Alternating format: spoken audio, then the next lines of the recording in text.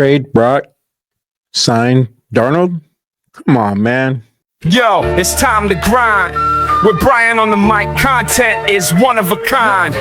Now, welcome to my show, the BS Report, where we let the truth flow. We're breaking down the stories, shining light on the games. No fake news here, just hot takes blowing flames. The BS Report, yeah, we're keeping it tight. Bringing you the news, making it ignite. Tune in, turn it up, feel the heat rise. With Brian in the house, our takes won't be compromised. From the latest news to the hottest debates, in the BS Report, we're setting the stakes. So come along, join the ride, where Brian and his subscribers are full of Niner pride. Yo. What's going on, everybody? Welcome to the BS Report. I am your host, Brian. Now, it's been a couple of weeks since I've been on. I've had a rough couple of weeks. I was dealing with some pretty bad toothache thing I had going on. And then after that, I had a little bit of a respiratory thing going on from a certain aspect of my job, but I'm all better now, ready to roll and ready to get into this. So let's get to it, guys. So I want to talk about Brock versus the field, because I have seen over the last couple of days a lot of, well, Brock's better than this guy because of this guy, how he performed in the playoffs so far, or Brock's not as good as this guy because of how this guy has performed in the playoffs this far. And my thing is guys, it's one game. You can't say that Brock is better or worse than any of these guys based off of one game. It's got to be more about a body of stuff. So, I've heard a lot about Sam Darnold, for example. Okay. There's a lot of people saying, well, Sam just cost himself major money because of the game yesterday. And, part of that might be true. But in reality, nobody should have been thinking about paying Sam Darnold $50 million.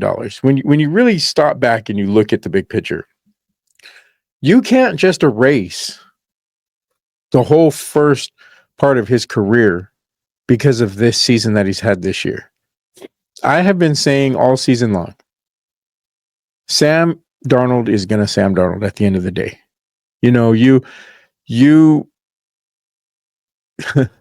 can't just undo all of the, whether it's bad coaching, bad teams, whatever bad habits that he's gotten into with just one season under Kevin O'Connell, or even a season under O'Connell and a season under Shanahan. You don't undo that. Sam hasn't just become an elite quarterback all of a sudden. No, Sam Darnold is an average quarterback who, in the perfect situation, can get you to 14 wins. But much like Brock, when it comes time to put the game in his hands, and where defensive coordinators are going to make him be the person to beat them, it's going to fall apart. Now, by no means am I saying that Sam Darnold and Brock Purdy are the same player. I'm sorry, I am not one of the big Brock Purdy, you got to pay him $60 million, but Brock Purdy is better than Sam Darnold. I'm sorry, he is. I have more trust in him. I have more belief that he's going to make the right play, although Brock has shown lately that he has a tendency to throw some of those Sam Darnold, Jimmy Garoppolo-esque passes. But for the most part, as we sit here today, I still have more trust in Brock Purdy than Sam Darnold. That does not mean that I think Brock is a franchise quarterback. That does not mean that I believe that we should go and give Brock top of the market money. The results of this weekend's playoffs has not skewed my opinion one way or the other in regards to that. Is Justin Herbert still better than Brock Purdy? Yes. And it's not close. Justin Herbert had a bad game. We are all entitled to bad days. whether it's in our job, whether it's in our life, it doesn't matter. The difference between me having a bad day in my job and Justin Herbert having a bad day in his job is his is broadcast to millions and millions of people across the world, and mine is just to, the people I work with. So, Justin Herbert had a bad day at the office when it comes down to. I mean, that's all it is. He had a bad game. That doesn't mean that, well, he's making 50 million, so Brock needs to make 55 million because he's better than Justin Herbert. No, he's not. I'm sorry. Brock Purdy is not better than Justin Herbert.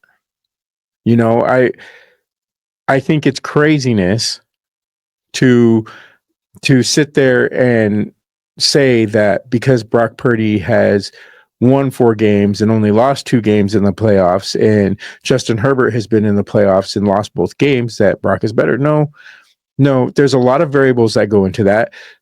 First of all, the first playoff game he lost, the biggest X factor in that is who his coach was. Second of all, the entirety of Justin Herbert's career, he's been on a team that was incredibly mismanaged up until this year. And then this year, the team was gutted offensively. And people can come out and say, Ladd McConkey has put up this numbers and that numbers. And yeah, he looks like he's going to be a great receiver. But who threw him the ball? Who, and also who else did they have? Somebody had to get those targets. Somebody had to get those yards. So in my opinion, if you look at what the Chargers are working with, especially on the offensive side of the ball, for them to be where they're at, and not only that, Justin Herbert threw 3 picks the whole season. And I know you could say yesterday he threw 4, fine. But in the entirety of the season, working with what he was working with, he only threw 3 interceptions. And he got the Chargers to the playoffs, and not the NFC, in the AFC. And not just in the AFC, in the same division as Patrick Mahomes. So you can say whatever you want to say about Justin Herbert. You can say he's better than Brock or worse than Brock. I know some fans out there that say he's, probably not as good as Dak Prescott. And I'm like, come on, man. Give me a break. In that division, in that conference, with the depletion of talent on the offensive side of the ball, for them to be where they were, and then for him to have the type of season that he had from an efficiency standpoint. How can you chalk up that game against Houston to anything more than just a bad game? Now, Lamar Jackson can't get it done in the playoffs either, but I don't hear a lot of people sitting there saying that Lamar Jackson sucks. So why is it different for Herbert? Now, if he continues to do this year after year after year, especially with an extremely competent coach like Jim Harbaugh, I would say an upper echelon coach like Jim Harbaugh, then fine. But as of this point, he's played in 2 playoff games. Let's give him a little bit of grace before we sit there and say that he's trash and Purdy's better. Put Justin Herbert on this 49ers team last year, and I would venture to say that the 49ers probably have a Super Bowl ring last year. I think they probably win that game. So, to sit there and say that because of yesterday, Purdy is better. And I've heard a lot of the whole, Purdy's numbers and Justin Herbert's numbers are essentially the same. Well, and I've heard a lot of arguments of we need to pay Purdy because of his stats, because of his quarterback rating, because of his, the passing yards that he's had through his first 3 seasons in the league, because of his touchdown to interception ratio and all these things. You know what? Listen, guys, I am not saying that Brock Purdy sucks. Brock Purdy is a very, very good quarterback. You can win games with Brock Purdy. Brock Purdy, given a sufficient amount of talent around him, will have you in the playoffs year after year after year. He's fine. But ultimately, what it comes down to for me, when it comes to paying quarterbacks, is there is any number of different quarterbacks in this league who, given the right situation and the right people around them and the right coach, can put up 4,000 yards, anywhere from 25 to 35 touchdowns, and look pretty good. There's any number of quarterbacks who can do that. Geno Smith does that. I don't think there's a lot of people out there saying Geno Smith is an elite quarterback. Look at Geno's numbers in relation to Brock's. I mean, they're not night and day different. I mean, they're within the realm of each other. So is Geno worth 30, Brock worth 50? Is there really a $20 million difference in the production during the regular season that Geno puts up than Brock? No. Look at what Sam Darnold did this year. Now, I know there was some people who, I don't know what they were thinking, were starting to drink the Sam Darnold Kool-Aid, but are we really going to sit there and say that Sam Darnold is an elite quarterback? I don't think so. Look at seasons that Nick Foles has put up. Look at seasons that, any number of, you can go way back. Look at back in the day, the type of seasons that Kyle Orton used to put up. We've seen guys like Brock Osweiler get paid off of a good season or a couple good seasons. We've seen Gardner Minshew have a good season. We've seen all types of different quarterbacks who were put into a great situation where everything happened to fall in place for them for a year or two, and they put up great numbers and earned themselves a big contract. But what happens is when you do that and you can't spread that money out into other places, the wheels come off, because then that quarterback is asked to do more than they're capable of doing. That's where it comes down with Brock. Even with a great team around him last year, even with the Avengers,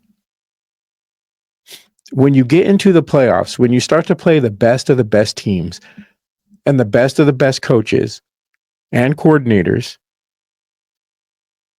you have to have a franchise quarterback. And by a franchise quarterback, I mean a quarterback that when all the money's pushed to the center of the table, this guy is going to go out there and win you the game. That's what Brock is not. That is exactly why you cannot pay Brock Purdy. If Brock Purdy ended up being the starting quarterback for the 49ers for the next 12 years, and Kyle maintained being his coach, and they put even just decent talent around him, even like they did this year, Brock Purdy would probably end up being the franchise leader in passing yards, touchdowns, possibly even wins. But what he would not have are Super Bowls. Not even one. If he's being paid $50, $60 plus million a year. So he's fine. He will get you to the playoffs. He will get you anywhere from 10 to 14 wins a season. He's going to give you 4,000 yards passing. He's going to give you 30 touchdowns and anywhere from 8 to 14 interceptions. And he's probably going to give you another, 2 to 450 yards on the ground with another, 2 to 8 touchdowns rushing. That's great. That's all fine. Nobody's saying that Brock isn't capable of doing those things.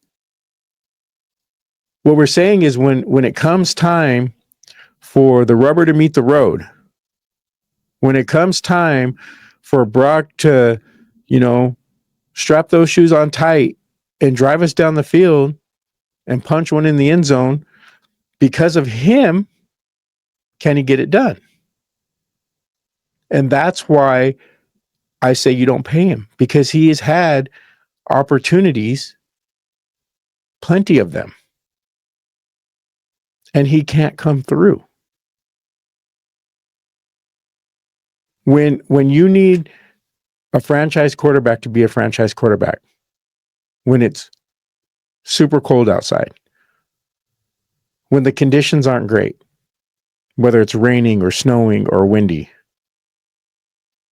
when the coach, just for whatever reason, didn't put together a game plan that was worth a damn, that's when you need your quarterback, who's being paid $50 to $60 to $65 million a year, to step up and be that guy. That's what Brock isn't. That's why you can't pay him. Nobody's sitting here trying to say that Brock sucks. Nobody's trying to say that you can't win a game with Brock. Nobody's trying to say that Brock can't lead a team. Brock's a great leader. Brock's a great guy. He's always going to do the right thing as far as, being a good dude. But as I've said in a previous video, one of Brock's biggest weaknesses is one of the things that happens to be his biggest strength. And that's the fact that he has ultimate confidence in himself, ultimate belief in himself. Brock believes himself that he can do all the same things that Mahomes and Burrow and Allen and Lamar can do. So he's going to go out there and he's going to give it his all and he's going to try it. But the thing is he's just physically not able to do it. And it gets him into trouble. So ultimately, if you took that courage away from him, if you took that self-confidence and that belief in himself away from him, he probably wouldn't be a very good quarterback. So Brock is the level of quarterback that he is, which is slightly above middle of the league. I would put him somewhere between probably 8 and 14, in that range. Probably I'd put him maybe a little lower than 8, maybe 10 and 15 is where I would have him, which is fine. You're going to win a lot of games with that guy. But as a 49ers fan, I'm not here to win a lot of games. I'm here to win the Super Bowl. That's what it's about for me, and I'm not saying that Brock could never win a Super Bowl, but everything has to go right for that to happen, including Kyle not Kyling. So if you have a Lamar, if you have a Burrow, a Josh Allen, a Patrick Mahomes, not everything has to go right. Those guys are going to throw you up on their shoulders and pull you across the finish line. Brock's just not going to do that. And you can't pay him like he can. That's the real message. The real message is you cannot pay Brock like he's those guys, because he's not and he's never going to be. You will win games with Brock. You could go out tomorrow and give Brock a 5-year, $250 million contract, fully guaranteed. You'll be able to put enough talent around him with Kyle Shanahan where you're probably going to win anywhere from 9 or 10 to 12 or 13 games a year. And then you're going to get in the playoffs, and there might even be times when you make it all the way to the Super Bowl. If you get lucky in a couple of drafts in a row and you just knock it out of the park, you might even get to a Super Bowl. But I guarantee you, in every off season, in every playoff run, there's going to come a time, potentially multiple times, where the opposition is going to force Brock to put the team on his back and carry them there. And he can't do it. That's what I mean when I say he's not a franchise quarterback.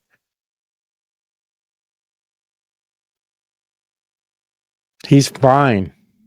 If you're just interested in being a team that is in playoff contention every year and is going to win you know, border low double digit games every year.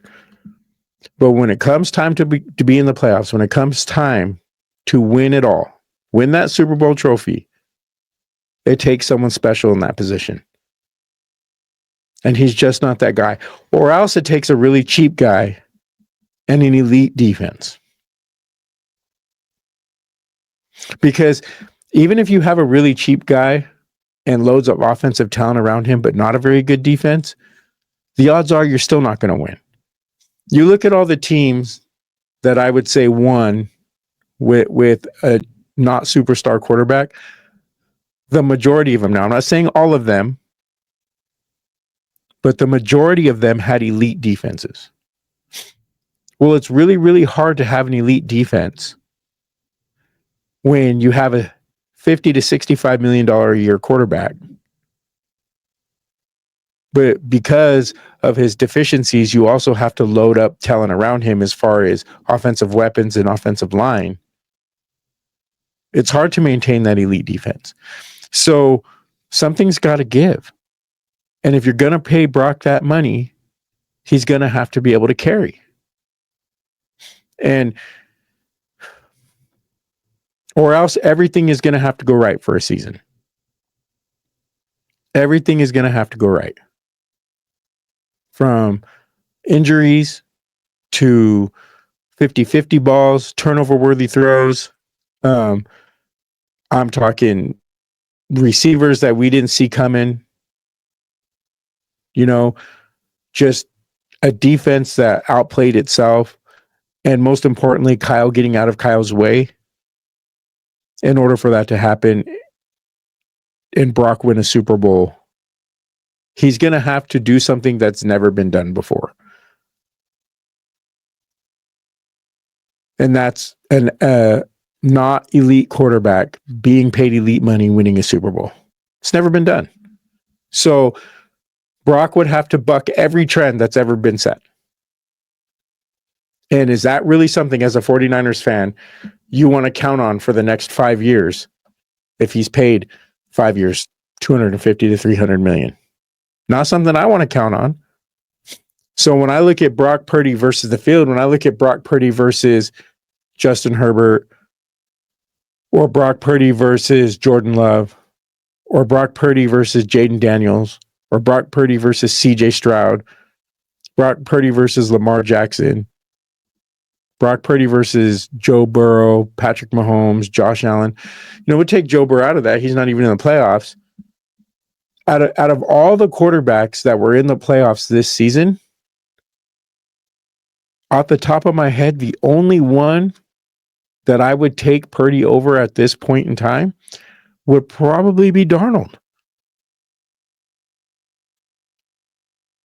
Because I believe that those other guys have the potential to develop into a quarterback that can throw the team on his shoulders and get him across the finish line.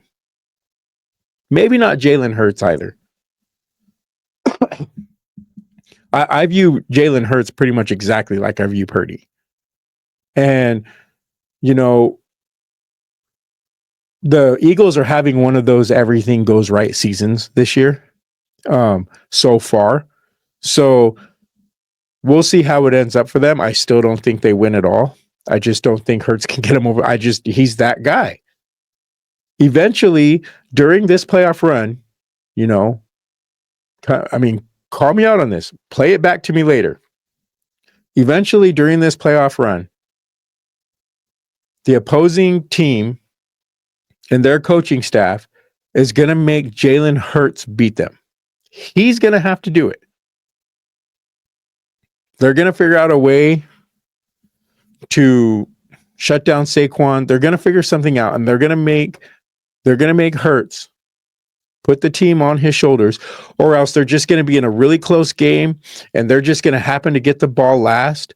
There's going to be a minute left in the game, and Jalen Hurts is going to have to orchestrate a 90-yard touchdown drive with 58 seconds left on the clock. I don't have faith that he can do that. I don't. That's what a franchise quarterback does. A franchise quarterback wins you a game in 13 seconds, i.e. Patrick Mahomes. That's just the way it is in the playoffs. And if you want to say you have a franchise quarterback, you have to be able to say he can do that. Otherwise, you just have a guy. You have a quarterback, maybe even a good quarterback. So I have no problems rolling with Purdy. I have no problems with that. As long as you're going to pay him for what he is and keep looking for somebody like those guys. You got to do both. You can't just pay him for what he is and quit looking. Because you might get lucky and win one with him, like I said, if everything goes right. But the odds are you're not. So you keep trying with him, just, for the possibility that you might strike gold. But you keep looking for that guy who can be that guy for you for 10, 12 years and give you a chance every year because he's just that dude. So if I had to take Brock versus the field right now, I'm going to take the field. Because most of those guys have the potential to develop into that quarterback if they're not already there. Say what you want about Jordan Love. He may never reach the potential that he has. But he has the potential to be a guy that can win you the game. He may also lose you the game, but he can potentially win you the game. You can say the same thing about Stroud, Jaden Daniels. You can say the same thing. You can maybe even say the same thing about Jared Goff. So the one thing that Purdy has shown you time and time and time again is that when the pressure's at its highest and it's up to him and he's got to put the team on his back, he's going to let you down. He's going to make the costly mistake. He's going to do the dumb thing that every fan and coaches turn in their sleep over. So how can you say that the quarterback that gives you anxiety is a franchise quarterback? I don't think you can. So that's where my take on Purdy comes from. It's like I've had a lot of friends of mine, or a few friends of mine, I guess, maybe not a lot, but a few ask me, why do I hate Purdy? I don't hate Purdy at all. I like the heck out of Purdy, man. Like I've said time and time again, I would love nothing more than for Purdy to be that guy, just because of everything the dude stands for. But he's just not. So there comes a point in time when you just got to be real about a situation. And that's the situation we're in. So that kind of brings me to the next thing. This playoffs that we're in right now. Have these playoffs been good or bad for Brock? What we're seeing out of these quarterbacks, we're seeing performances by Darnold. We've seen performances by Jordan Love, Justin Herbert. We've also seen a performance by Jalen Hurts, Jared Goff. So are the performances by teams like the Lions and the Eagles helping Purdy? Or performances by guys like Jordan Love and, Sam Darnold, are they hurting Purdy? Because you can look at it like, a team can look at it like, well, Brock can go up to the table and be like, listen, I'm better than those guys. I have a better playoff record than those guys. I'm not choking like those guys choke. So I want more money than they have.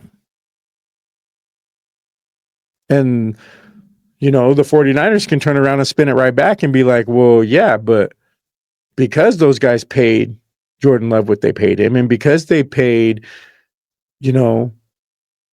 whomever like they're paying them, we're not going to risk doing that and have that same thing happen to us. So they can also be like, okay, well, look at they paid Purdy's guys can be like, well, they paid Goff, and look at what he did. You know, they paid Jalen Hurts, and look at what he's done. So I would say when it comes to these playoffs and Purdy is, I would say it hurt him more than it's helped him. Because you look at the team like Detroit and you look at a team like Philadelphia. The one thing, there's two things, I guess, that those two teams have in common. And that is an absolutely great offensive line and great running games. Those are the two things that are the best friends to quarterbacks. So neither of which the 49ers have right now, because you can't count on that from McCaffrey going forward. So they have elite playmakers at those positions. And even when you have one of those guys, you can't count on it being all the difference because Jordan Love had that. So at the end of the day, unless the 49ers are going to change their philosophy and start building the offensive line like it's the priority, you can't use those two teams as an example. Because if you take those two offensive lines away, one, Jared Goff falls apart. Jared Goff will be in the bottom half of the league as far as quarterback play if you put him behind an offensive line like the Niners have. So you can't come to the table using Detroit as an example because it's not the same. And Philadelphia, the same thing. Christian McCaffrey is not Saquon Barkley anymore. There was a point in time when he was, but that you can't count on that. And the other thing, Philadelphia with the offensive line as well. There's no way. It is not possible for the Niners next year to have an offensive line as good as Philadelphia's this year. It's not. It's not going to happen. They could draft offensive line, with their first 3 picks, and they're still not going to be that good of an offensive line. They're just not. So, at the end of the day, which by the way, I think they need to do. That's how they need to build this team, but I don't believe they will. And so you can't compare it to those guys. The 49ers would have more of a leg to stand on saying, well, look they paid Jordan Love, they paid Justin Herbert, they paid, these other teams, and these other teams paid these guys, and they couldn't put a sufficient team around them, and it crumbled. The 49ers can say, look what happened this year to the Niners. Yeah, Brock wasn't paid, but the team around him was like he basically was, because you take away some high-priced guys, you take away a CMC, you take away a Brandon Ayuk, you take away a Trent Williams. Now these guys are out due to injury, but let's pretend like Brock Purdy's making $50 million, $60 million. Well, when that happens, those guys are gone. So we got a first-hand look at this year what it would be like if Brock was making that kind of money. There's no stronger leg for the Niners to stand on than that. Now, do they have the backbone to do it? Probably not. But should they? Absolutely.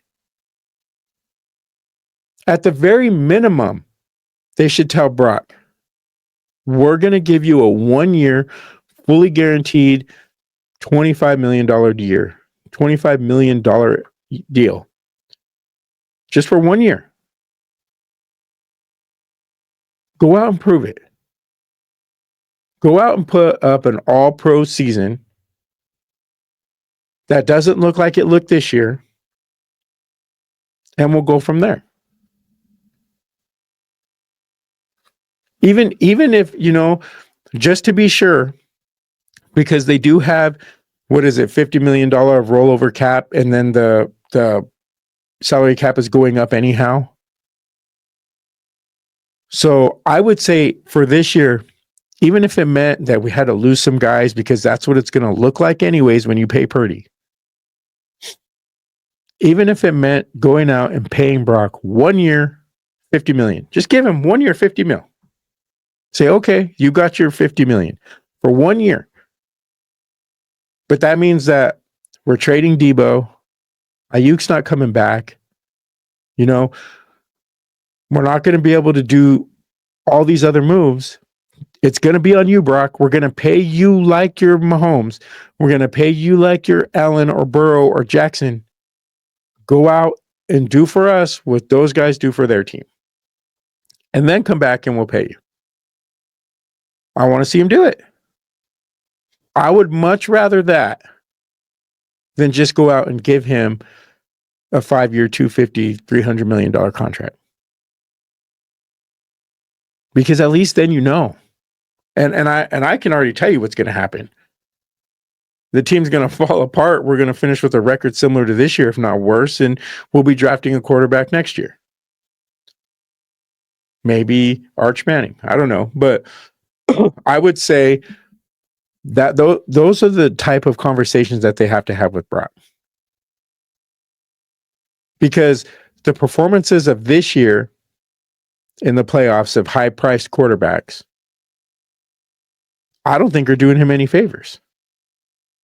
Because the two high-priced quarterbacks that probably aren't in the realm of their pay are being propped up by elite offensive lines and elite running games, neither of which the Niners have at this point. At this moment, neither of them does this team have. The high-priced quarterbacks that aren't worth the money they're being paid, that don't have the O-lines and running games propping them up, are not nearly at the same level and have not had the success. So yeah, these playoffs have not been good for Brock in any way, shape, or form. We should talk to Brock. He should be watching these playoffs with eyes wide open and fully aware of what's going on. Because ultimately, if he wants to do what's best for his career, for the longevity of his career, it would be to take less money. He can sit there and say, I'm going to go out and score myself a $250 million contract. Well, it's not going to be fully guaranteed. And so he can go out and score himself that contract, and he could come away with $140 million, for probably fully guaranteed, or $120 million fully guaranteed. But then never be anything more than a backup quarterback going forward. Because in that time of being a top 5 paid quarterback, he's going to prove to everybody in the league that he's not that guy. So he might buy himself 2 or 3 years of big money and a starting position, but then once he proves to everybody that he's not worth that money and he's not a franchise guy, he'll be a bridge quarterback for teams making less than a Baker contract. He'll be making, $10 to $18 million a year as a bridge quarterback for a year or two. But if he took $35 to $40 million a year, or $30 to $40 million a year, he took that Baker deal and he allowed the Niners to keep loading up the roster around him, he could probably continue for the vast majority of his career to make $30 to $40 million a year. And, 8 years from now, he probably will end up in that $45 to $50 million a year, because the elites will be making $70 to $75 million a year. And he could end his career having made $500 million if he played it right. So if Brock was smart, he would look at these playoffs and be aware of the situation he's in, be aware of the coach that he has and the philosophy that this coach has for building a team, and realize, okay, well, I'm not going to be Goff and Hurts because I'm never going to have that O-line. Because my coach believes in people who catch touchdowns more than people who protect quarterbacks. And, you know, I'm more like Jordan Love in the sense that Jordan Love probably, if things keep going the way they're going, now I'm one of the guys that believes in Jordan Love. I think Jordan Love's going to end up being pretty good. But man, the last two playoffs, he's kind of starting to prove me wrong. So if I was Purdy, I would look at it like I could have a longer, more successful and prosperous career if I take the Baker route. Even if he does it in short stints, even instead of a 5-year, $200 million year or a $200 million contract, he takes a 2-year, $80 million contract fully guaranteed. And then in 2 years does it again. And then 2 years does it again. And then I personally believe by doing it that way, the team is going to be able to keep enough talent around him to keep him relevant to where he's going to keep getting paid some way by someone. In that time, the 49ers might decide to go try to find their franchise guy. And by that time, they move on from Purdy.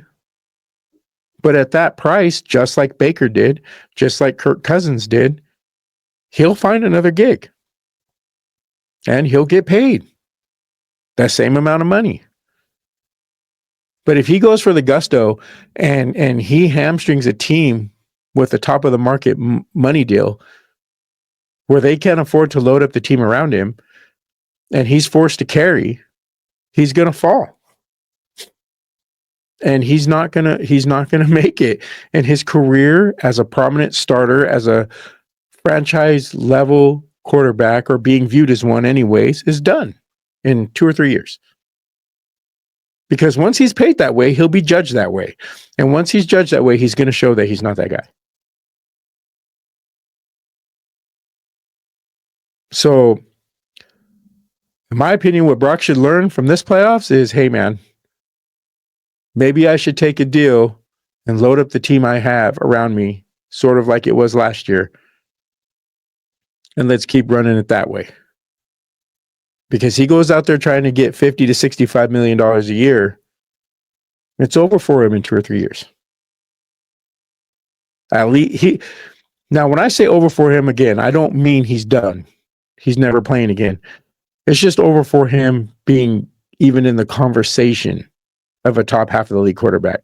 It's over for him being debated whether he's elite or not. There will be no more debate. It'll be done. It'll be over. No.